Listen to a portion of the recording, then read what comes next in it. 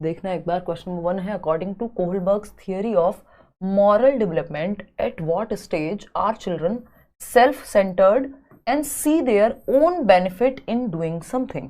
बच्चे क्या हैं? आत्म केंद्रित हैं, ईगो सेंटर्ड हैं, सेल्फ सेंटर्ड हैं, क्योंकि पियाजे की थियरी से इंस्पायर्ड है। पियाजे की थियरी से इंस्पायर्ड है, तो यहाँ पे अभी मैं पहले नहीं बताऊंगी, नहीं तो आप लोग आंसर सही दे दोगे। आगे एक क्वेश्चन आएगा, बहुत इंपॉर्टेंट क्वेश्चन है ना। कई सारे ऐसे अलग अलग क्वेश्चंस हैं, कुछ ऐसे क्वेश्चंस हैं जो आते ही रहते हैं। ठीक जी, चश्मा चेंज हो गया, कुछ चेंज नहीं हुआ है यार, बस देखना एक बार। अगर हम बात करें कोहलबर्ग के नैतिक विकास सिद्धांत के अनुसार किस स्तर पर बच्चे आत्म केंद्रित होते हैं, सेल्फ सेंटर्ड होंगे। ये आपको एज का तो आइडिया है ही, ये 7 वर्ष के आसपास तक की उम्र होगी, 3 से 7, 2 से 7 कहीं, अगर पियाजे की थियरी भी आपने पढ़ी है तो। और यहाँ पे पूछा क्या है, and see their own benefit in doing something, यानी खुद का क्या फायदा होगा किसी काम को करने में, ये देखते हैं वो। अच्छा ठीक है, देखते हैं खुद का, मेरा क्या फायदा होगा, सेल्फ इंटरेस्ट। सेल्फ इंटरेस्ट कौन सी स्टेज है? अभी मैं वो छोटा सा वीडियो भी दिखाऊंगी, फिर से मुझे याद आ गया।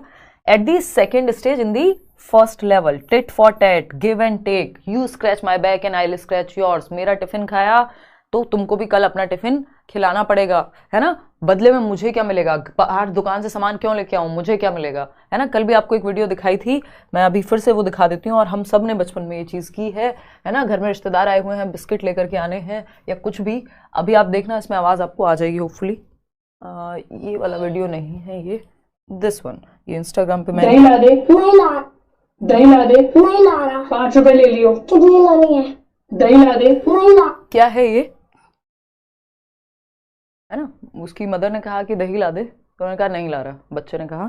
और उन्होंने कहा 5 रुपए ले लियो। तो एकदम से भाग के आता है, पूछता है कितनी लानी है ना।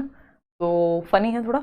तो ये कौन सा स्तर है, tit for tat, mutual exchange, मुझे क्या मिलेगा, है ना। इंस्ट्रूमेंटल पर्पस ओरिएंटेशन कह देते हैं इसको हम। ठीक, मेरा क्या फायदा, मैं क्यों करूं कोई काम, है ना। 5, चलो अपनी भी एक चॉकलेट ले आना, इसलिए घर में रिश्तेदार आए हुए हैं, बिस्किट नमकीन कुछ तो ले आओ यार। हाँ चॉकलेट लानी है तो मैं ले आऊंगा, मेरा क्या फायदा है, सेल्फ इंटरेस्ट, है ना। म्यूचुअल इंटरेस्ट की भी नहीं, म्यूचुअल एक्सचेंज की बात, मुझे क्या मिलेगा बदले में। ठीक है, इस पे बहुत बार क्वेश्चन आया हुआ है, लगभग हर बार क्वेश्चन आता है। एक बच्चा है जिसने 2 बच्चे लड़ रहे हैं आपस में, और ये कौन सी स्टेज है, फर्स्ट लेवल की सेकंड स्टेज है। 4 से 10 वर्ष की उम्र का बच्चा इस स्टेज में होता है, ये एक बेसिक बात है, प्राइमरी स्कूल चिल्ड्रन बेसिकली। और अगर हम बात करें यहाँ पे, तो वो क्या देखेगा कि 2 बच्चे आपस में लड़ रहे हैं कि क्या हुआ, तो पूछोगे कि मैम इसने मेरी कॉपी फाड़ दी, वो कहेगा इसने भी तो मेरी पेंसिल तोड़ी थी। तो वो कुछ ना कुछ बदले की बात चल रही है। म्यूचुअल एक्सचेंज में क्या मिलेगा, मेरा सेल्फ इंटरेस्ट क्या है, किसी काम को मैं तब करूं जब मेरा क्या फायदा होगा, मुझे क्या मिलेगा। तो पहले स्तर के दूसरे चरण में टिट फॉर टैट कहते हैं इसको, जैसे को तैसा। पहला स्तर क्या है, फर्स्ट लेवल है pre conventional level. Pre conventional level बोले तो 3 लेवल हैं, कन्वेंशनल तीनों ही लेवल्स में आता है, यानी परंपराओं से पहले, परंपराओं के दौरान और परंपराओं के बाद। ठीक है, अगर हम देखें यहाँ पे तो एक छोटी सी चीज हमें देखनी है। ये तो हुई बैच की क्लास, ये शायद अच्छा कल होगी लास्ट क्लास, मैं बताऊंगी आपको बाद में। प्री कन्वेंशनल, कन्वेंशनल, कन्वेंशनल का मतलब ही है परंपराएं, और पोस्ट कन्वेंशनल। ये 3 लेवल हैं जो आपकी कोहलबर्ग की थियरी में आते हैं। हर एक लेवल पे 2-2 स्टेजेस हैं, तो टोटल स्टेज पूछे तो 6, लेवल पूछे तो 3। ठीक, लेवल सबके नहीं निकलेंगे, वो वाली कहानी नहीं है। कोहलबर्ग ने बहुत पहले लेवल दे दिए थे, ये आपके जो भी वो मार्केटिंग टाइप की चीजें वो नहीं है। ठीक है, आजकल चल रहा है बहुत। तो अगर हम देखें प्री कन्वेंशनल लेवल जो है पूर्व पारंपरिक, इसमें पहला है पनिशमेंट एंड ओबीडियंस, यानी पनिशमेंट से बचने के डर से कि मम्मी मारेगी, चुपचाप से जो कहा है कर देता हूं, होमवर्क कर लेता हूं, डांट पड़ेगी, चालान कट जाएगा। ठीक, और यहां पे क्या है, दूसरा है tit for tat, mutual exchange, या फिर give and take, instrumental purpose orientation. 15 नाम इसके हो सकते हैं, है ना, अलग अलग नाम। तो ये है आपका सेकंड स्टेज फर्स्ट लेवल की।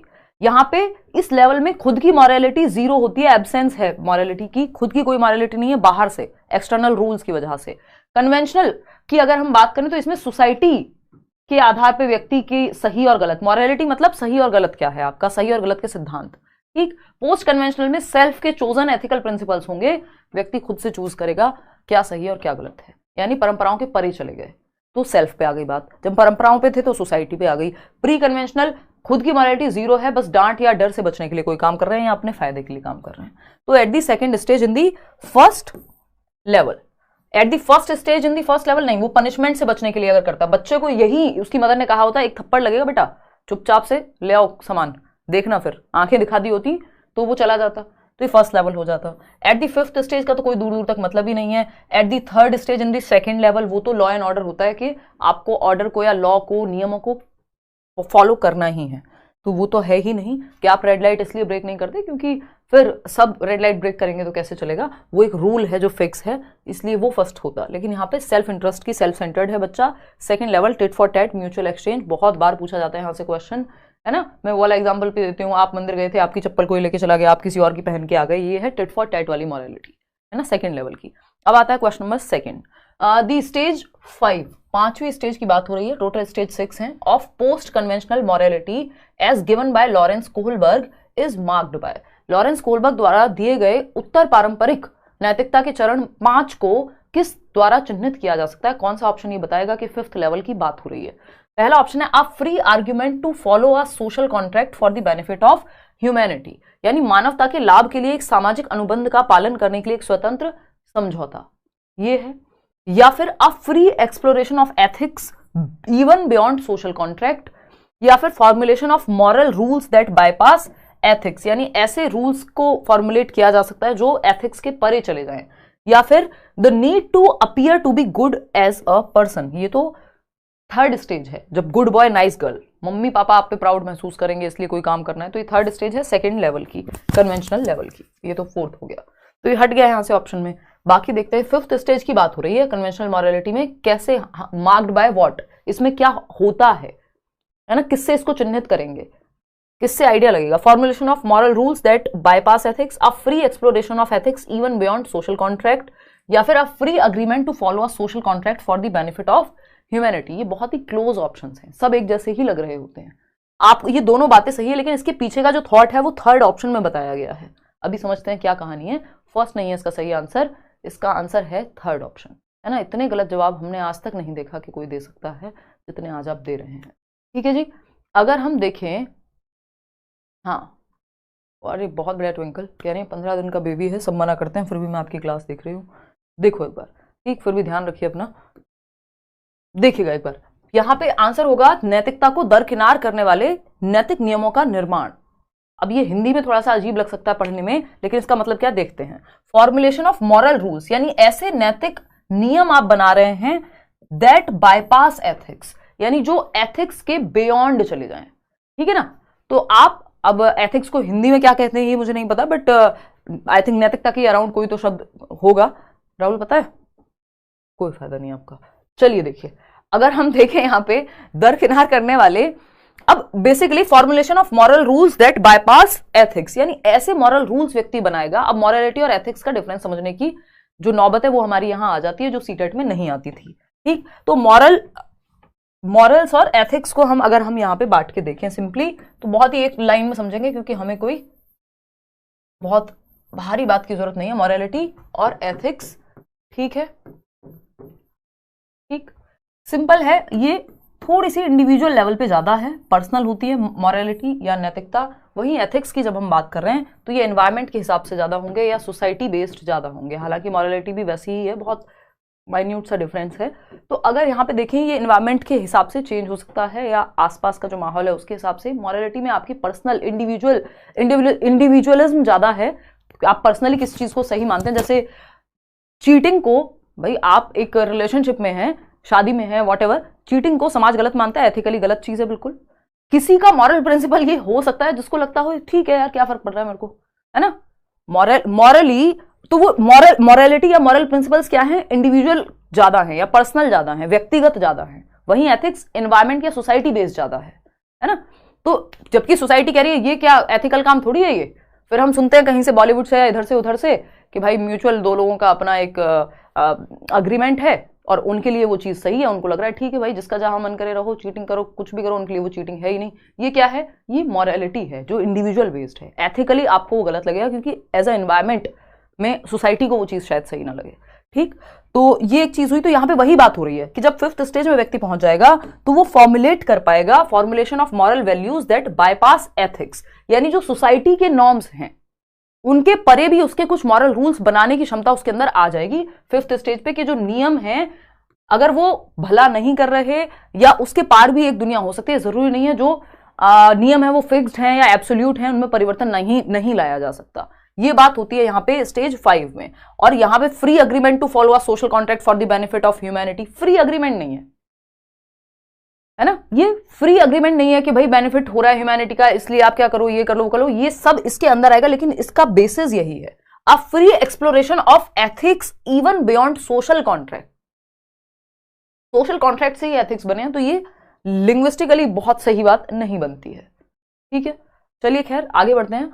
तो मानवता के लाभ के लिए एक सामाजिक अनुबंध का पालन करने के लिए एक स्वतंत्र समझौता, तो ये यहाँ पे समझौता की बात हो ही नहीं रही थी। Social contract and individual rights कहते हैं हम कि समाज के कुछ ऑलरेडी कॉन्ट्रैक्ट्स होते हैं, ऐसा नहीं है आप बना रहे हो उस अग्रीमेंट को, है ना, बट उनमें बदलाव लाया जा सकता है, एक इंडिविजुअल के भी राइट्स हैं, वो बात यहां आ रही है। उन्होंने सिर्फ कॉन्ट्रैक्ट की बात की, हाँ लोगों का बेनिफिट हो रहा है इसलिए कॉन्ट्रैक्ट बना लो, तो वो तो पहले से ही मान के चल रहे हैं कि जो रूल्स बने हैं वो इसी चीज के लिए बने कि फायदा हो, नहीं हो तो उनमें बदलाव किया जा सकता है। ठीक, तो यहां पे व्यक्ति फॉर्मुलेट कर पाता है moral rules that bypass ethics, जो समाज के लिए हो सकता है, जो फिक्स नियम है, जैसे हम किसान आंदोलन की यहां पे बात कर सकते हैं, तो वो क्या है, अगर हम बात करें तो वो नॉर्म है, रूल है, लेकिन लोगों ने क्या किया, अपोज किया, चेंज हो गया। मैं पॉलिटिकली इसको बिल्कुल भी नहीं लेके जा रही हूँ, जस्ट एक एग्जांपल दे रही हूँ। तो ये क्या हुआ, एक बड़ी पॉपुलेशन ने कहा भाई नियम है ठीक है, लेकिन नियम समाज के लिए ही बने ना, अगर हमारा फायदा उससे नहीं हो रहा तो बदल दो, उसको चेंज किया जा सकता है। तो जो नियम है, जो एथिक्स थे, बाईपास कर दिया उनको मॉरल रूल्स ने, जो पर्सनल इंडिविजुअल्स के रूल्स थे अपने, वो आकर के उन्होंने कहा नहीं भाई आपने जो एनवायरमेंट में एथिक्स सेट किए ये काम नहीं कर रहे हमारे लिए, हमारे बेनिफिट के लिए नहीं है, इसको चेंज करो, तो वो ऑलरेडी ही इधर आ जाएगा। तो third option is the right answer. आगे बढ़ेंगे, क्वेश्चन नंबर 3 देखिएगा, कहता है कैरल गिलिगन, ये तीनों टाइप ही इंपॉर्टेंट है, Carol Gilligan critiqued Lawrence Kohlberg's theory of moral development by arguing that men have morality of dash while women have morality of dash। Carol Gilligan ने Lawrence Kohlberg के नैतिक विकास के सिद्धांत की है तर्क देकर आलोचना की कि पुरुषों में डैश की नैतिकता होती है जबकि महिलाओं में डैश की। यानी कैरल गिलिगन ने क्रिटिसाइज किया है, इवन कोहलबर्ग को कई तरीके से क्रिटिसाइज किया जा चुका है, इनके 4-5-6 क्रिटिसिज्म हैं जिन पे हम अभी चर्चा करेंगे, मुख्य रूप से 3 पढ़ते हैं, उन्हीं से जोड़ करके मैं आपको 2-4 और एक्स्ट्रा बताऊंगी। अगर हम देखें यहाँ पे, तो जब हम बात कर रहे हैं कैरल गिलिगन की, तो कैरल गिलिगन एक फीमेल हैं, अभी भी हैं, लॉरेंस कोहलबर्ग तो नहीं रहे, उन्होंने ही कमिटेड सुसाइड। तो अगर हम बात करें यहाँ पे, तो लॉरेंस कोहलबर्ग की आई थिंक स्टूडेंट रही कैरल गिलिगन, और उन्होंने क्रिटिसाइज किया इस थियरी को, जेंडर बायस कहा, और भी लोगों ने कहा। खैर, तो यहाँ पे अगर हम देखें तो उन्होंने कहा कि जो कोहलबर्ग की जो थियरी है उसको क्रिटिसाइज किया ये कह के कि कोहलबर्ग ने ये अज्यूम किया कि जो मैन की मॉरलिटी है, जो पुरुषों की मॉरलिटी है वो जस्टिस बेस्ड है, न्याय बेस्ड है, वहीं महिलाओं की मॉरलिटी जो है वो केयर बेस्ड है, ये कह करके। ठीक, इस चीज पे इनका क्रिटिसिज्म हुआ कि पुरुषों में न्याय की नैतिकता होती है जबकि महिलाओं में देखभाल, केयर, कंपैशन, इन सब के बेसिस पे भी वो डिसीजंस लेती हैं। और जबकि यहाँ पे सिर्फ पुरुषों की बात, मतलब क्योंकि इन्होंने सैंपल्स ही सिर्फ मेल्स का लिया था तो ये तो होना ही था, इसको जेंडर बायस तो कहना ही था। दूसरी बात, इस चीज पे भी इनको अलग से क्रिटिसाइज किया गया है कि जो जस्टिस की मॉरलिटी है आपने इतना ध्यान दे दिया इस पे कि बाकी फैक्टर्स को इंपॉर्टेंट ही नहीं छोड़ा। सिर्फ जस्टिस थोड़ी होता है, ऐसा थोड़ी है कि आपको किसी ने चाटा मारा आप भी चाटा ही मारेंगे। भाई हो सकता है उसकी मन स्थिति खराब हो, जो मानसिक स्थिति है उसकी मेंटल स्टेट है वो ठीक ना हो, तो आपके अंदर अगर केयर है, कंपैशन है, तो आप वो टिट फॉर टैट नहीं करेंगे। समझ पा रहे हैं? तो उन्होंने कहा सिर्फ जस्टिस की मॉरलिटी काफी नहीं है, कई बार हमें कंपैशन, केयर और जो इस तरह की एम्पैथी, इस तरह की जो फीलिंग्स हैं उनको भी ध्यान में रख करके मॉरल डिसीजन लिए जाते हैं, सिर्फ जस्टिस नहीं होता हमेशा। तो इस बात पर इनको क्रिटिसाइज किया गया कि मैन की मॉरलिटी जस्टिस से जुड़ी हुई है और फीमेल की केयर से। तो केयर वाले एस्पेक्ट, और केयर ऐसा नहीं है मैन में नहीं हो सकती, ठीक है ना। ये तो इनको क्रिटिसाइज इस बात पे किया गया क्योंकि इन्होंने ध्यान दिया ही नहीं, सैंपल्स में भी नहीं लिया फीमेल्स को। अगर हम बात करें इनके कुछ मेजर क्रिटिसिज्म है जो मैं बैच में भी पढ़ाती हूँ, हमने मैराथन में भी डिस्कस किए हुए हैं, ये 3 मुख्य हैं, इससे जोड़ के मैं और 3 बताऊंगी।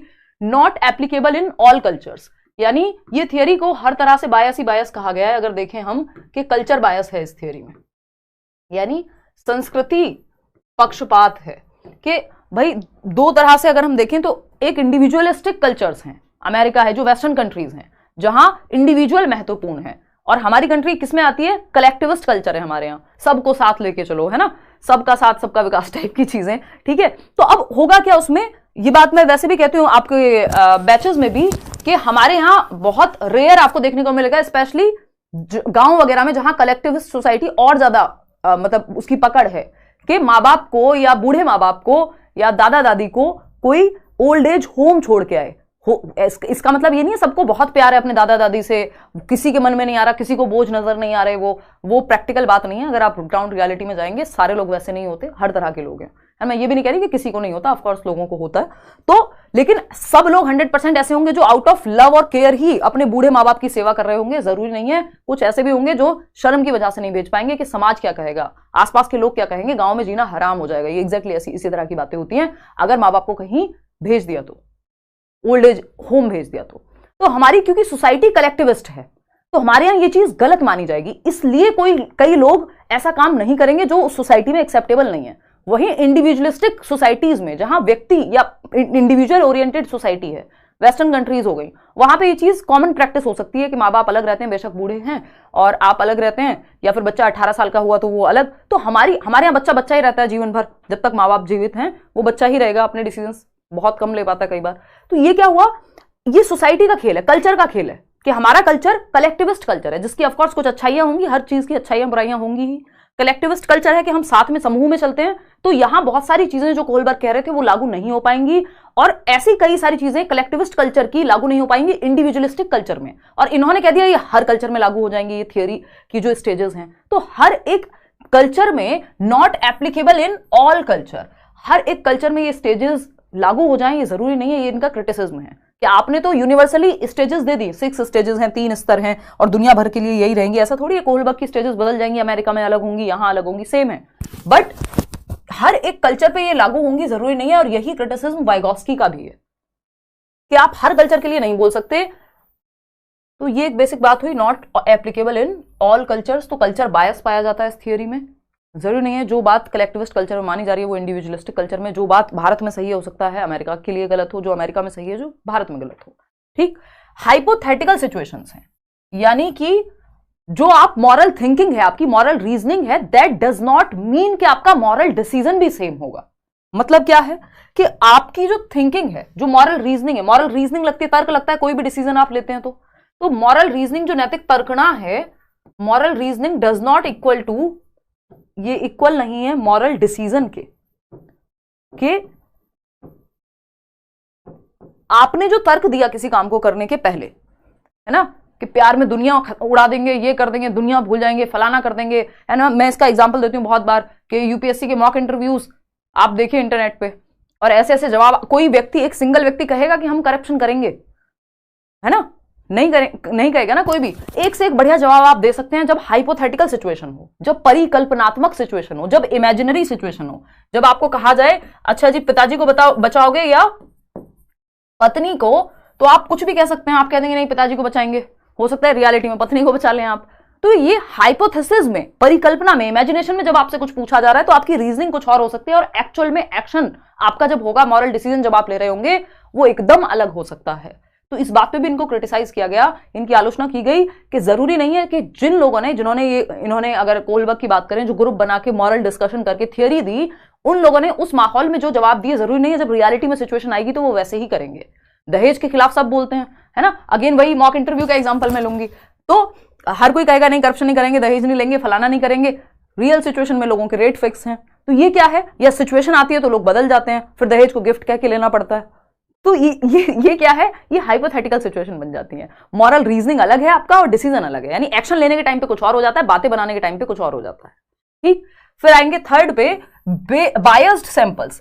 बायस्ड सैंपल्स, अब ये कल्चर बायस भी है, इसमें जेंडर बायस भी है, एज बायस भी है इस थियोरी में। बायस्ड सैंपल्स कहते हैं, कैसे हैं, दो तरीके से बायस्ड हैं। एक तो ये जेंडर बायस तो है ही कि महिलाओं के पर्सपेक्टिव को इसमें ध्यान में नहीं रखा गया। दूसरा, जितने भी सैंपल थे जिन पे ये थियोरी बनाई गई, जिनको बिठा करके, उन सैंपल्स में सिर्फ मेल्स थे, 16 साल तक के लड़के ही थे, सिर्फ बॉयज को ही रखा गया, मेल सैंपल है। महिलाओं के पर्सपेक्टिव को, जबकि हम माना जाता है कि महिलाएं जो है ज्यादा केयरिंग है, कंसर्न है, और यहां पे तो ये भी कहा गया है कि थर्ड स्टेज के बियॉन्ड नहीं जा पाएंगी इस थियोरी के हिसाब से फीमेल्स, क्योंकि उनका ध्यान गुड बॉय नाइस गर्ल वाली बात पे, या समाज को, या वो फीलिंग्स के आधार पे चीजों को मैनेज करने में ज्यादा रहता है। या वो कंपैशन, केयर, ये वाली मॉरलिटी उनकी ज्यादा रहती है। तो ये जेंडर बायस थियरी है, क्योंकि जरूरी नहीं है कि, और यहाँ पे सबसे बड़ी प्रॉब्लम ये है कि ऐसा नहीं है ना कि हम ये कहें कि जस्टिस की ही मॉरलिटी सही है, केयर के आधार पे कोई डिसीजन लेना गलत है। केयर गलत कब से हो गई, कंपैशन गलत कब से हो गया? तो इस बात पे इनको क्रिटिसाइज किया गया।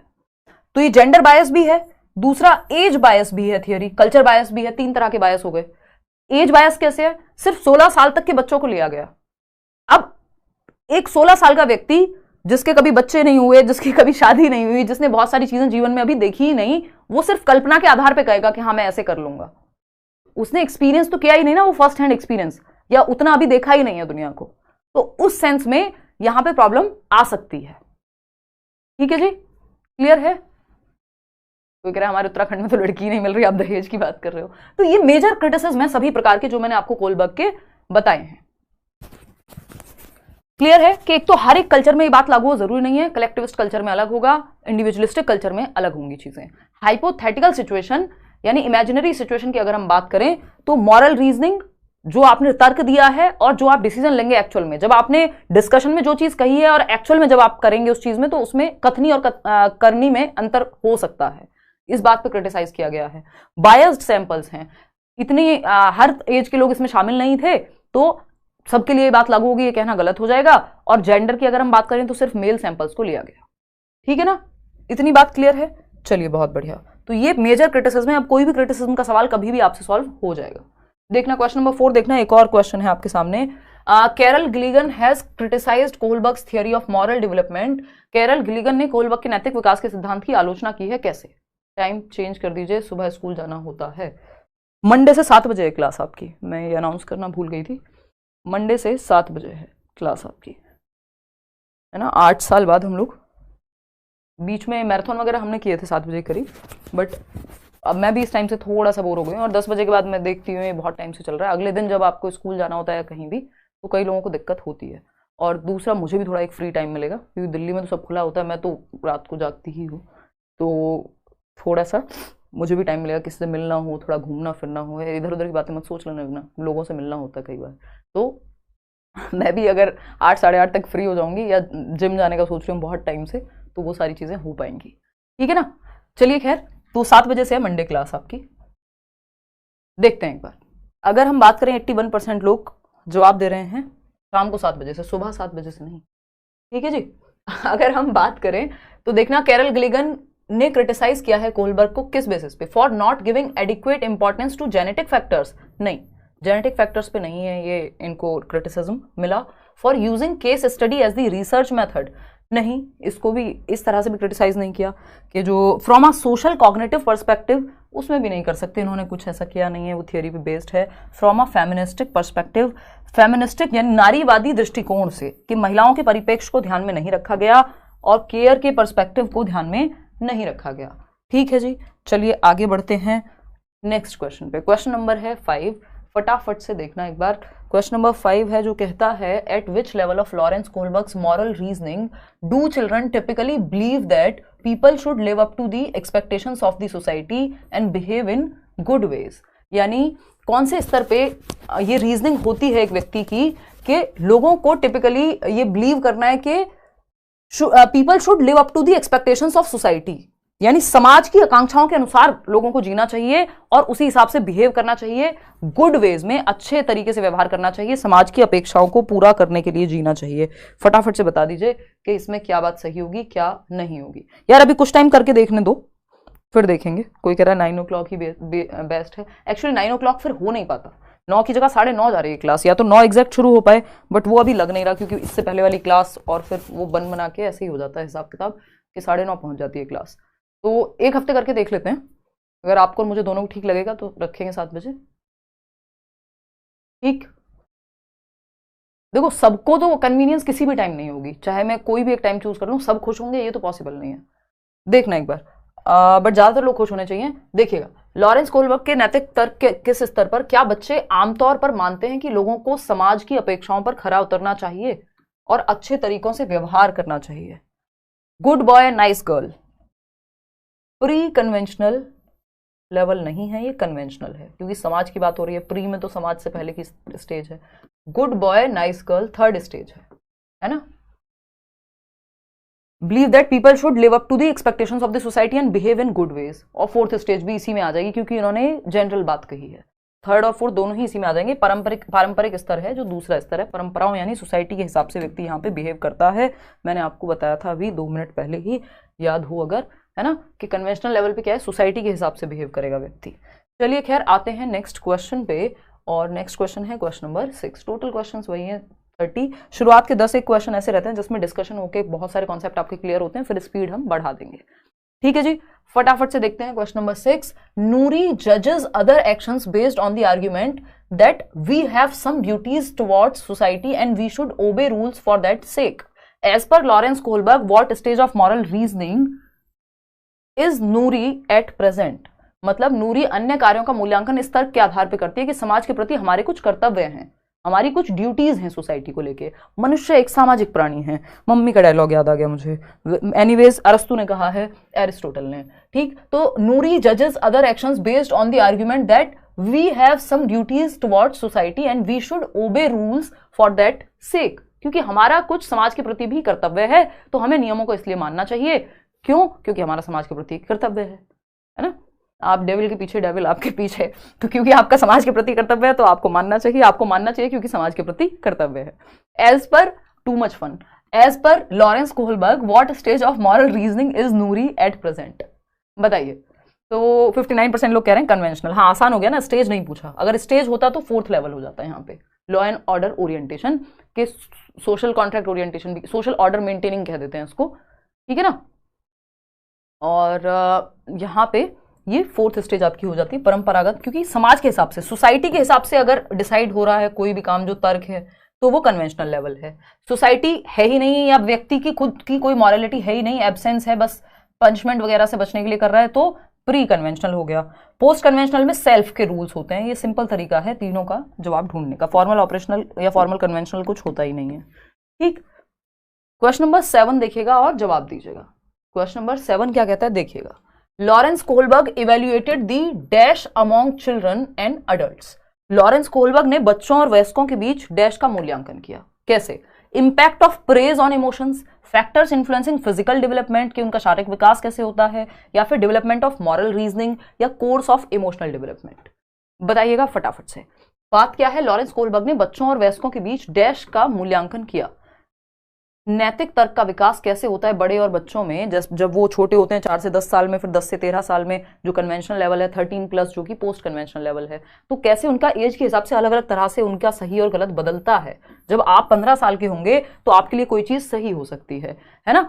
और जैसे वन ऑफ माई फ्रेंड्स, तो वो बोलता है कि मैंने जब बचपन में था, ऐसे कुछ टीन एज में, तो मुझे लगा यार बढ़िया लड़की, एकदम मैं गोल्ड डिगर बनूंगा। ये एक मेरा मेल फ्रेंड कह रहा था एक दिन, है ना, मैं एकदम बढ़िया गोल्ड डिगर बनूंगा। मम्मी को कहता था मैं बढ़िया लड़की ऐसी जो अच्छे, जिसके पास पैसा ज्यादा हो, उससे शादी करूंगा क्योंकि मैं मतलब मिल जाएगी, ठीक है ना, इस टाइप की बातें। अभी उसकी ये सोच बदल गई जैसे वो अडल्ट हुआ, अब उसको ऐसा नहीं लगता। तो क्या होता है, एज के अनुसार, एज के हिसाब से हमारा सही और गलत भी बदलता है। ठीक, तो डेवलपमेंट ऑफ मॉरल रीजनिंग यानी नैतिक तर्क का विकास। क्लियर है? क्वेश्चन नंबर 8 देखिएगा। क्वेश्चन नंबर 8 देखिएगा, देखते हैं एक बार क्वेश्चन नंबर 8 क्या कहता है। देखो, जेंडर बायस बातें नहीं करेंगे हम, ये लड़कियों के लिए भी सेम हो सकता है, बात बराबर ही रहेगी। At which stage of Lawrence Kohlberg's moral development theory do individuals reason that human rights and justice is most important even if they go against the societal laws. समाज के खिलाफ भी चली जाएं चीजें अगर, तब भी जो ह्यूमन का राइट है, जो मानव के अधिकार हैं और न्याय है, वो सबसे महत्वपूर्ण है। क्योंकि सिर्फ समाज के लिए नहीं जी रहे हो, समाज आपसे है, आप समाज से नहीं है, मतलब दोनों चीजें म्यूचुअली चलनी चाहिए। वैसी सी बात 6th स्टेज में तो यही होता है कि आप निर्धारित कीजिए आपका सही गलत। ठीक है, तो फटाफट से बताइए क्या होगी कहानी। कोहलबर्ग की कौन सी स्टेज है जब मॉरल डेवलपमेंट थियरी में कि do individuals reason that human rights and justice is most important even if they go against the societal laws. भाई मानव के अधिकार इंपॉर्टेंट है, चाहे आपके लॉज को बदल दो अगर जरूरत पड़े तो ये लास्ट स्टेज है ना। यूनिवर्सल एथिकल प्रिंसिपल के व्यक्ति समाज से लड़ने को तैयार है क्योंकि उसके भी कुछ ह्यूमन राइट्स हैं। जैसे दास प्रथा को इसी के तहत खत्म किया गया है ना, सती प्रथा को, और कितनी सारी चीजें होंगी। किसी ने तो सोचा होगा ना कि ये लॉज, उस समय का तो लॉ था ना कि ऐसे ही होता है, ये तो नियम है, समाज में तो ऐसे ही होता है ना, पति की मृत्यु पे पत्नी को मर जाना चाहिए, ये लॉ था ना उस समय का, सोसाइटी थी ऐसी ही वर्क करती थी। किसी ने तो कहा होगा भाई ये ह्यूमन राइट्स के खिलाफ है, ये क्या कर रहे हो आप, है ना। तो वो व्यक्ति, इसका मतलब उस समय वो बियॉन्ड समाज के परे सोच पा रहा था उस चीज को, राजा राम मोहन रॉय। चलिए खैर, पोस्ट कन्वेंशनल स्टेज है ये कुल मिला के। गुड बॉय नाइस गर्ल तो आपका थर्ड स्टेज होती है, जब बस आपको अच्छा बनना है, हाँ ठीक है यार समाज में ऐसे ही होता है, चलने दो, कोई बात नहीं, सती प्रथा कोई दिक्कत नहीं है। ओबीडियंस एंड पनिशमेंट पहली स्टेज है, ये आप पनिशमेंट से बचने के लिए कोई काम कर रहे हैं। अथॉरिटी के पापा डांटेंगे, लव मैरिज तो इसलिए नहीं करनी है। Authority and social order maintaining orientation, ये आपका लॉ एंड ऑर्डर है कि आपको रूल्स आर रूल्स फिक्स्ड है भाई, कोई नहीं बदल सकता, है ना। तो ये है आपका फोर्थ स्टेज सेकंड लेवल में। क्वेश्चन नंबर 9 देखिएगा, which of the following stage is not proposed by Lawrence Kohlberg in his theory of moral reasoning. Lawrence Kohlberg की मॉरल रीजनिंग की अगर हम बात करते हैं तो कौन सा चरण उन्होंने प्रतिपादित नहीं किया है नैतिक तर्कणा में, बताइएगा फटाफट से। कोई कह रहा है ये गलती से गलत हुआ कसम से, काजल कह रही है, कोई बात नहीं काजल, हमारे यहाँ पनिशमेंट का प्रावधान नहीं है, पेपर में मत करना, बस ऐसे गलती से गलत फ्लो में हो गया क्या, कल कोई कह रहा था ना फ्लो में गलतियां हो जाती हैं। देखो एक बार, अगर हम बात करें तो ये कन्वेंशनल स्टेज है, अनकन्वेंशनल है, अनकन्वेंशनल कुछ होता ही नहीं है इस थियोरी में, प्री कन्वेंशनल और पोस्ट कन्वेंशनल। तो देखो फटाफट से, मॉरल रीजनिंग की कौन सी चीज नहीं है, तो जो नॉट है वही तो सही है, जो गलत है जब ये होता नहीं है तो जो गलत है वही सही है, क्योंकि पूछा ही गलत था, नॉट लिखा हुआ है। अपरंपरागत मंच कह लीजिए या चरण कह लीजिए, कुछ नहीं होता, परंपरागत चरण है, पूर्व परंपरागत चरण है और उत्तर परंपरागत चरण है जिसको बाद लिखा हुआ है, लेकिन अपरंपरागत कुछ नहीं होता, तो यही गलत है, जो गलत है वही सही है क्योंकि पूछा ही गलत है। क्वेश्चन नंबर 10 देखिएगा और जवाब दीजिएगा फटाफट से। ये क्या कहता है, according to Lawrence Kohlberg at which level of moral development does the child display good girl nice boy या good boy good girl orientation. Kohlberg के अनुसार नैतिक विकास के किस स्तर पर बच्चा अच्छा लड़का या अच्छी लड़की की अभिमुखता प्रदर्शित करता है, बताइएगा एक बार। मेरी तो कभी चैट नहीं पढ़ती, आप काजल तोमर कह रही हैं, आपकी भी पढ़ लिया भाई, रैंडम होती हैं चीज़ें, मैं प्लान थोड़ी कर सकती हूँ, जिसका मैसेज जिसका मतलब ये कमेंट दिख जाए। देखो एक बार, लॉरेंस कोहलबर्ग का कौन सा स्तर है जब बच्चा कहेगा गुड बॉय नाइस गर्ल। माँ बाप आप पे बहुत गौरवान्वित महसूस करेंगे यदि आप नौकरी लेंगे, ये है गुड बॉय नाइस गर्ल, कि मम्मी पापा कहेंगे वेरी गुड, बहुत अच्छा, मेरा बाबू मेरा बच्चा कितना प्यारा है ना, वो बाबू सोना वाला बाबू नहीं, ठीक।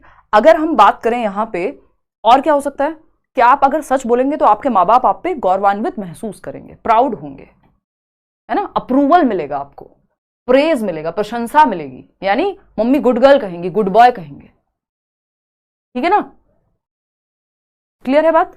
तो ये क्या है आपका कन्वेंशनल लेवल है, थर्ड स्टेज है। प्री कन्वेंशनल में 2 स्टेजेस होती हैं, पनिशमेंट एंड ओबीडियंस, पनिशमेंट से बचने के लिए आज्ञा का पालन, इंटेंशन कोई मैटर नहीं करती, गलत काम अगर किसी को पनिशमेंट मिल रही है उसने गलत किया होगा, उसके पीछे की इंटेंशन क्या है कोई फर्क नहीं पड़ रहा, पहली स्टेज में पहले लेवल में।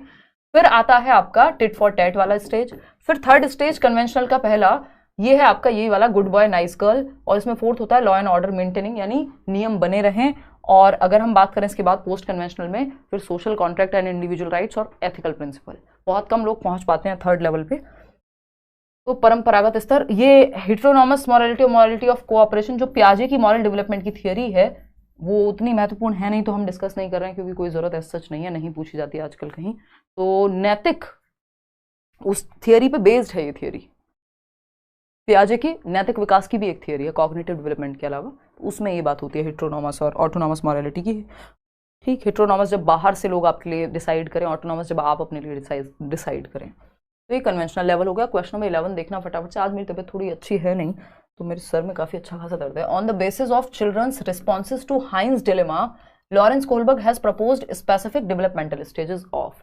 हिंज की दुविधा पर बच्चों की प्रतिक्रियाओं के आधार पर लॉरेंस कोहलबर्ग ने विशिष्ट विकासात्मक चरणों का प्रस्ताव दिया। हाइंस डिलेमा क्या है? हाइंस डिलेमा है आपकी एक ऐसी दुविधा, क्योंकि दुविधा बहुत सारी कहानियां या दुविधा पेश करते थे कोहलबर्ग अपने जो बच्चे थे, मतलब जिनको वो सैंपल की तरह यूज कर रहे थे डिस्कशंस में, और उस ग्रुप के सामने अलग अलग तरह की दुविधाएं पेश करते थे, जिसमें से बहुत फेमस दुविधा है हाइंस की डिलेमा, यानी हिंज कह देते हैं हिंदी में, हाइंस डिलेमा। तो हाइंस डिलेमा के आधार पे किस चीज की थियरी बनाई उन्होंने? मॉरल डेवलपमेंट की। एकदम लड्डू क्वेश्चन है, नैतिक विकास का सिद्धांत दिया, ना कि सोशल साइकोलॉजिकल पर्सनल डेवलपमेंट का। सिंपल बात है, जानना चाह रहे हैं कि आपको पता है इनके बारे में या नहीं, अदरवाइज तो ये क्वेश्चन बहुत ही आसान है।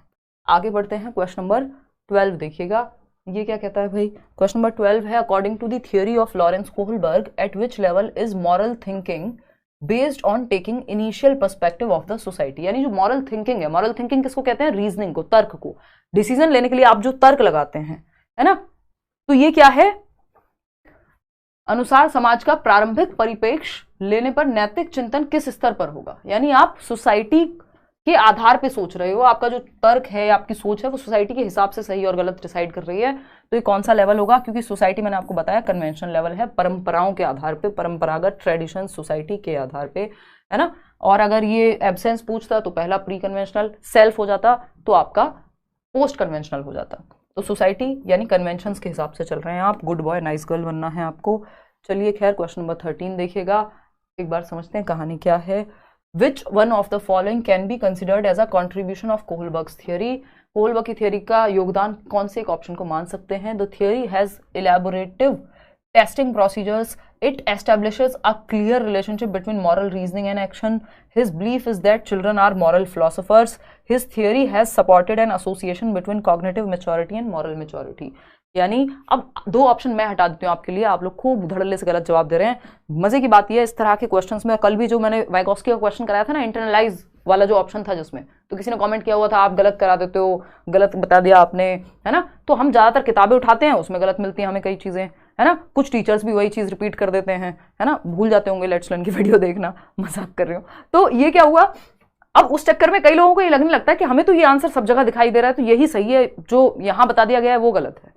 जबकि या तो हम ऑफिशियल आंसर की उठाएं, वो 2013 का क्वेश्चन था जो कल मैंने डिस्कस किया, तो या तो आप ऑफिशियल आंसर की उठा करके देखें, या एक अच्छी किताब उठा करके देखें जो सच में एक ऑथेंटिक किताब हो, तो जाके आपको, जैसे एनसीईआरटी या इस लेवल की किताबें और भी बहुत सारी आती हैं, मैं सीटेट के लेवल पे नाम नहीं लेना चाहूंगी, तो तब जाके तो हमें समझ में आएगी कोई चीज। हम उल्टा कह देते हैं आपने गलत बताया है, ठीक है।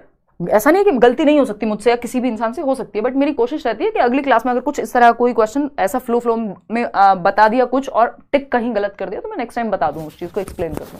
तो गलती की प्रॉब्लम नहीं है, बट सही कॉन्सेप्ट, ऐसा थोड़ी है यार हर क्वेश्चन गलती थोड़ी होती है, इतने साल पढ़ाते हो आप, तो वो अपने आप में गड़बड़ वाली चीज है कि हमें लगता है क्योंकि सब जगह यही आंसर है, अब आप लोगों ने सही जवाब दे दिया, नहीं तो आप लोग गलत जवाब दे रहे थे, जिसपे मैंने आपको इतना लंबा लेक्चर दे दिया, है ना। सेकंड ऑप्शन नहीं है इसका सही आंसर। देखो फिलोसफर्स तो उन्होंने नहीं माना, इलेबोरेटिव टेस्टिंग प्रोसीजर्स भी ऐसा कुछ नहीं है, या तो सेकंड है या फोर्थ है, और दोनों ही सही है, लेकिन सबसे सही चाहिए हमें। यह नैतिक तर्क और कार्रवाई या कार्य के बीच जो भी आपने एक्शन लिया है, निर्णय लिया है, नैतिक तर्क और कार्य के बीच एक स्पष्ट संबंधित स्थापित करता है कि जो आपकी रीजनिंग आपने दी होगी वैसा ही आपका एक्शन होगा। मैं जनरली कहती हूँ कि किसी को अपनी मर्जी से शादी करनी है तो वो कहेगा यार जीवन तो मुझे बिताना है, ऐसे कैसे मम्मी पापा थोड़ी ना जिएंगे, तो मुझे मेरी मर्जी से करनी है। भाई बात खत्म हो गई, किसी को आना है आ जाए, नहीं तो कोई बात नहीं। ये क्या हुआ, रीजनिंग के आधार पे रीजनिंग के आधार पे एक्शन ले लिया व्यक्ति ने, चले गए कोर्ट मैरिज करना या वॉट एवर जो भी है, ठीक। दूसरा तर्क क्या हो सकता है, किसी की रीजनिंग अगर ये नहीं यार मेरे मम्मी पापा ने मुझे बचपन से पाला है, मेरी मम्मी तो जब से मैं बड़ा हुई हूँ यही कहती आ रही है, एक दिन मेरे बच्चे की शादी होगी, मैं ये पहनूंगी, ये करूंगी, फलाना होगा, घर में पेंट कराएंगे, मजे आ जाएंगे, है ना, तो मैं उनकी आकांक्षाओं पर खरी या खरा कैसे ना उतरूं। तो ये रीजनिंग दूसरे व्यक्ति की है, तो उसका एक्शन क्या होगा, कोई बात नहीं, प्यार मोहब्बत छोड़ो भाई, क्या करते हैं, मेरे से तो एक्शन नहीं लिया जाएगा भाई, मैं तो घर वालों के हिसाब से ही चलूंगा या चलूंगी। कोई हो सकता है जो कहे भाई मेरी रीजनिंग, दोनों को मिला के कुछ बात बना लेते हैं, कोई बात नहीं। तो रीजनिंग के आधार पे एक्शन लेता है व्यक्ति, इतनी बात तो निश्चित है कि डिलेमा से, दुविधा से निकलने के लिए आपको मॉरल डिसीजन लेना पड़ेगा। मॉरल डिसीजन आपका रीजनिंग बेस्ड होता है, और रीजनिंग जैसी होगी, जैसा तर्क दिया है आपने वैसा ही आपका एक्शन होगा। लेकिन ये तर्क किस पे आधारित होगा, ये आपके दिमाग के विकास पे आधारित होगा, आपका कॉग्निटिव डेवलपमेंट हुआ कितना है। एक 15 साल के बच्चे के लिए ये तर्क ऐसा हो सकता है कि अब तो मेरी प्रेमिका या प्रेमी से बड़ा कोई नहीं है, मैं तो उसी के हिसाब से चलूंगा या चलूंगी, क्या खाएंगे। वो एक वीडियो में देख रही थी कल परसों, है ना, वो इंस्टाग्राम पे, कि एक बच्चा है जो कह रहा है कि पुजवा से शादी करेंगे तो वो कहेंगे खिलाओगे क्या, कि पुजवा हमरे दिल में रही, हम ओकरे दिल में रहे, समथिंग लाइक दैट। तो वो वैसी सी रीजनिंग होती है उस उम्र में, वो तो खैर ज्यादा ही छोटा बच्चा है, बट वो वैसे वाली रीजनिंग है जो आपकी रीजनिंग आ कहां से रही है, जितना आपका दिमाग विकसित हुआ है। दिल में रह के तो पेट नहीं भरेगा, बाद में समझ आएगा, ठीक है ना। तो ये क्या है, ये रीजनिंग आपके संज्ञान के विकास के हिसाब से आएगी। इसीलिए पियाजे की थियरी पे बेस्ड है, जो थियरी है कि कॉग्निटिव डेवलपमेंट जितना हुआ होगा उस हिसाब से आपकी कॉग्निटिव रीजनिंग भी आएगी। तो रीजनिंग के आधार पे आप एक्शन तो लेते हो, नो डाउट, बट ये रीजनिंग आपके कॉग्निटिव डेवलपमेंट के आधार पे आती है कि आपका कॉग्निशन कितना मैच्योर है, आपका दिमाग कितना मैच्योर है। एक 25 साल का व्यक्ति आपको ये कहता हुआ नहीं मिलेगा, और 25 का मिल भी जाए 35 का तो बिल्कुल नहीं कहेगा कि हम उसके दिल में रह लेंगे और वो हमारे, और खाना पीना चल जाएगा, जीवन चल जाएगा, ऐसे नहीं चलेगा भाई, है ना। तो ये क्या है, his theory has supported an association between cognitive maturity and moral maturity. उनके सिद्धांत ने संज्ञानात्मक परिपक्वता और नैतिक परिपक्वता के बीच संबंध का समर्थन किया है कि जितना आपकी जैसे जैसे एज बढ़ती है, आपकी कॉग्निटिव मैच्योरिटी बढ़ती है, आपकी रीजनिंग बदल जाती है, मॉरल रीजनिंग जो होती है, तर्क जो होता है किसी चीज को लेके आपका सही गलत बदलता है। तो उन्होंने कहा कि कॉग्निटिव मैच्योरिटी जैसे जैसे आएगी, क्योंकि कॉग्निटिव मैच्योरिटी की बात कहां से आई, क्योंकि पियाजे ने कॉग्निटिव डेवलपमेंट की थियरी दी है, और ये थियरी आधारित है पियाजे की ही थियरी पे। तो उन्होंने कहा जैसे जैसे आपकी एज के हिसाब से, स्टेज के हिसाब से आपके तर्क बदलते रहते हैं। तो कॉग्निटिव मैच्योरिटी और मॉरल मैच्योरिटी, कि आपकी मॉरल मैच्योरिटी कितनी होगी, आप किस स्टेज पे होंगे, वो आपका दिमाग, आपका संज्ञान कितना विकसित हुआ है उसके आधार पे होगी। ठीक, तो रीजनिंग और एक्शन के बीच में संबंध है, लेकिन ये रीजनिंग ही खुद ही बेस्ड है कॉग्निटिव मैच्योरिटी पे, इसलिए सेकंड ऑप्शन सही नहीं हो सकता, अदरवाइज सही था। समझ पा रहे हो बात को? तो ये मत कहते ना सेकंड ऑप्शन सही है, नहीं हो सकता क्योंकि फोर्थ दिया हुआ है। चलिए खैर क्वेश्चन नंबर 14 पे चलते हैं और समझते हैं कहानी क्या है। देखते हैं। क्वेश्चन नंबर 14 है, in Lawrence Kohlberg's theory which level signifies the absence of morality in the true sense. यानी मॉरलिटी का एब्सेंस है, जीरो मॉरलिटी।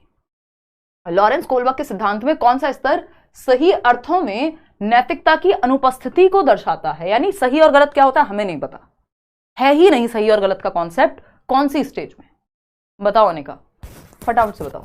ये तो मैं कब से बताते हुए आ रही हूं, अभी भी 58% लोग सही जवाब दे रहे हैं। भाई लेवल 1 सही और गलत मॉरलिटी एब्सेंट है, जीरो मॉरलिटी है, सही और गलत कुछ नहीं है, जिस चीज से पनिशमेंट मिले वो गलत है, जिस चीज में मेरा फायदा वो सही है। यही दो स्टेजेस है ना प्री कन्वेंशनल लेवल की। तो कोई सही गलत उसका खुद का नहीं है, इवन सही गलत है ही नहीं उसके लिए। सिंपल है, प्री कन्वेंशनल में या तो उसको पनिशमेंट से बचना है, इसलिए कोई काम गलत है क्योंकि पनिशमेंट मिल रही है, नहीं मिले तो कुछ भी कर दो, किसी की जान ले लो, पनिशमेंट ना मिले तो। भाई छोटे बच्चों को क्या ही फर्क पड़ रहा है, मतलब जान का तो पड़ेगा, बट वैसे मैं बाकी चीजों की कह रही हूं। अगर हम बात करते हैं यहाँ पे, तो प्री कन्वेंशनल में यही तो होता है, या तो पनिशमेंट से बचने के लिए कोई एक्शन मिल रहा है, और दूसरा है सेल्फ इंटरेस्ट, मुझे क्या फायदा है ना, दही तब लाई जाएगी जब 5 रुपए मिलेंगे। तो यहाँ पे मॉरलिटी खुद का सही और गलत कुछ नहीं होता, अनुपस्थिति है, पनिशमेंट के डर से या अपने इंटरेस्ट से होती हैं चीजें सही और गलत। तो स्तर 1 है जहां पे एब्सेंस है मॉरलिटी की या मॉरल प्रिंसिपल्स की। आगे बढ़ते हैं नेक्स्ट क्वेश्चन पे। क्वेश्चन नंबर 15 देखिएगा और बताइएगा, फटाफट से देखिएगा। According to Kohlberg, a teacher can instil moral values in children by. तो कोलबर्ग के अनुसार एक शिक्षक बच्चों में नैतिक मूल्यों को स्थापित कर सकता है कैसे, मॉरल वैल्यूज लाएं कहां से, हम बच्चों में डेवलप कैसे करें। हम कह रहे हैं आज के समय में एक क्वेश्चन भी आता है कि किस चीज का डिक्लाइन है, गिरावट है किस चीज की। तो एजुकेशन में हम देख रहे हैं मॉरल वैल्यूज का डिक्लाइन है। लोगों, मैं ये बहुत सेमिनार्स में भी बोलती हूँ कॉलेजेस में, कि अपने कुछ वैल्यूज सेट कर लीजिए जीवन के लिए, आसान हो जाएगा जीवन थोड़ा सा। कि भाई मैं सच बोलता हूं या बोलती हूं, है ना, मैं ये इस तरह का इंसान हूं या इंसान हूं, ये मेरी 4 वैल्यूज हैं कोर, ये सेट कर लीजिए। नहीं तो कोई भी व्यक्ति आपको आएगा और आप 2 मिनट में बहक जाएंगे, क्योंकि आपका खुद का कोई स्टैंड ही नहीं है, कोई स्टांस ही नहीं है, कोई आपका कुछ है ही नहीं, एक जमीन ही नहीं है जिसपे आप खड़े हो सकें। तो मॉरल वैल्यूज का डिप्लीशन है। सही और गलत के सिद्धांत विकसित कराए कैसे टीचर, ये पूछा है, बताइएगा। नहीं, कोहलर अलग हैं, और कौन सा कोहलर है, पंखे वाला या ये वॉश बेसिन वाले कोहलर की मत बात करना, वो जो टंकियां बेचते हैं वो वाले कोहलर नहीं, वो अलग है, वोल्फगैंग कोहलर। देखिएगा एक बार, थर्ड ऑप्शन समझते हैं। तो according to Kohlberg, a teacher can instil moral values in children by, आप लोग कह रहे हैं कि थर्ड ऑप्शन सही है, जो कि सही भी है। Giving importance to religious teachings, तो हर एक रिलीजन तो, और स्कूल में आप सारी किताबें ले आएंगे तो कितनी किताबें लाएंगे आप, कितनी रिलीजियस बुक्स लाएंगे, अलग अलग धर्म के बच्चे होंगे, और फिर ऐसा थोड़ी वो रिलीजन को घर पे नहीं पढ़ रहे हैं, उनको पता ही नहीं है कुछ, तो रिलीजियस टीचिंग्स तो दुनिया में है, फिर क्या करें, स्कूल में हो जाएगा डेवलप उससे, सिर्फ बुक्स लेके आने से या टीचिंग्स लेके आने से नहीं होगा। Laying clear rules of behaviour, व्यवहार के स्पष्ट नियम बताना, हर एक रिलीजन में बताए हुए हैं व्यवहार के स्पष्ट नियम, कानून में बताए हुए हैं कि भैया रेड लाइट नहीं जंप करनी है ना, झूठ बोलना बुरी बात होती है, किसी को चीट करना बुरी बात होती है, बचपन से सुनते आ रहे हैं, कितने लोग फॉलो कर पाते हैं। तो ऐसा थोड़ी व्यवहार के स्पष्ट नियम नहीं बताए हुए हैं, फिर भी मानते कहां हैं लोग। फिर आता है थर्ड ऑप्शन, तो ये भी नहीं बनेगी बात, involving them in discussions on moral issues, उन्हें नैतिक मुद्दों पर चर्चा में शामिल करना, ये एकदम बेस्ट तरीका है जो हम करते भी हैं। अभी कल परसों भी जब हम कोलवर्क कर रहे थे तो हमने अच्छी खासी बातचीत की, शादी, दहेज, इन सब पे जो सामाजिक मुद्दे होते हैं जिन पे बात की जा सकती है, जिनमें सही गलत की बात होती है, जिनसे सब रिलेट कर पाते हैं, जिनको समझ में आती है हर चीज भी। ऐसा तो नहीं है ना कोई आप दुनिया में रह रहे हैं, आपने कभी शादी ना देखी हो। तो सामाजिक मुद्दों पे कि गिफ्ट को दहेज और दहेज को गिफ्ट मत कहिए, ये क्या है, चर्चा में शामिल कीजिए। मतलब एज पे डिपेंड करेगा कौन सी क्लास को पढ़ा रहे हो, कि सच बोलना या झूठ बोलना, कौन सी बात सही है कौन सी नहीं, इसके लिए चर्चाएं कराइए। और कोलबर्ग भी यही करते थे, डिलेमाएं पेश कर करके आशीष पांडे धन्यवाद, क्या करते थे, डिस्कशन करते थे, चर्चाएं होती थी, वाद विवाद होगा तब जाके कंक्लूजन पे पहुंचता है इंसान। तो बेटर है कि डिस्कशन हो क्लासरूम में, सिर्फ सिलेबस खत्म कराने की जल्दी में ना रहे teacher. Giving strict instructions on how to behave, how to behave का तो सबको ही होता है इंस्ट्रक्शन, भाई ये चीज नहीं करनी है इसकी वजह से पनिशमेंट मिलेगी, फिर भी करते हैं लोग। तो मॉरल वैल्यूज तो अंदर से होनी चाहिए, तब जाके बात बनेगी। कोई नहीं भी देख रहा होगा तब भी आप सीट बेल्ट लगाएंगे, अदरवाइज तो फिर वही होगा। अभी कोई एक्टर की शायद वीडियो थी, या वैसे भी चलता है वो आजकल नया स्टाइल है ना सीट बेल्ट लगाने का, तो कि बस ऊपर से लगा लो फिर, है ना, रूल्स से बचने के लिए सीट बेल्ट फिर हम लगाएंगे।